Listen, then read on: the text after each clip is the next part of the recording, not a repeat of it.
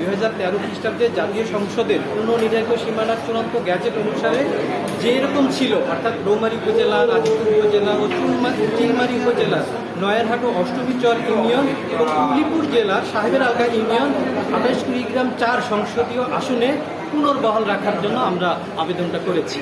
এবং এই 30 জুলাই 2025 নির্বাচন কমিশন যে গ্যাজেটটা প্রকাশ করেছে, সেখানে চিলমারী উপজেলা, সমগ্র চিলমারী উপজেলা, রৌমারী উপজেলা এবং রাজীবপুর উপজেলা নিয়ে যে 28 কুড়িগ্রাম 4 আসনটা গঠন করেছে, আমরা সেটার বিরোধিতা করেছি। কেননা এই ব্রহ্মপুত্র নদীর পশ্চিম তীর যে 4টা ইউনিয়ন চিলমারির ছিল, সেটা যদি কানেক্টেড করা হয় তাহলে আমাদের এই জনগণের একটা ব্যাপক ক্ষতির সম্মুখীন হবে।